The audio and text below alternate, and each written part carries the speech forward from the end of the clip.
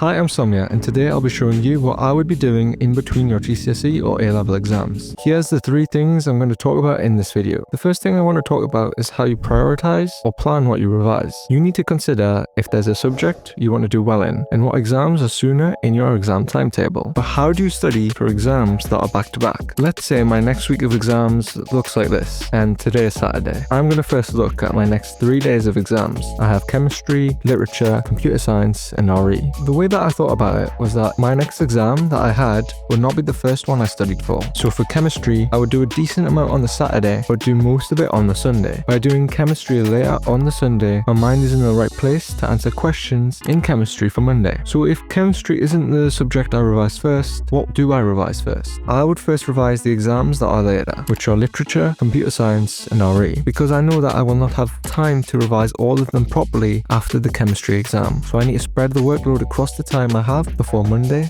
like this. So we have this for Saturday. For the Sunday, I would have something like this, involving a bit of physics. I'm not thinking about doing physics or RE on the Monday, because I have 2 exams on the Tuesday. The Monday will be all about those 2 exams on the Tuesday, which are literature and computer science. If you have 2 exams in one day, I'd recommend alternating between the subjects like this the day before, to prevent you from getting bored. Then after Tuesday, I've just got 1 exam each day. So I'm very happy to just focus on each one the day before. So this is how I would plan for a week of exams. If you need any help with this, let me know in the comments and I'll get back to you. The second thing I want to talk about is how to revise. I would first make a rough plan of when I would revise different subjects, like I just mentioned. Then for each subject, I would first want to consider if I have any weak topics or parts of the subject which I have not covered yet. I would watch YouTube videos on anything I've not covered yet, and for any weak topics, I would recommend going through the flashcards on physics and maths tutor, because it covers the basics well. Then after doing either of these steps, move on to practice questions or past papers. I would always do a past paper the day before an exam, because that would get me in the right way of thinking for my exam tomorrow. For essay subjects, I would just plan my answer to higher mark questions and then check any past paper walkthroughs on YouTube talking through answer plans, or how to answer the specific question in the paper, or grade 9/A* essay examples. I would spread out this list of things to do to revise across my time. So using the timetable that we made earlier, this is what I would do for English language. But you should know that the most important thing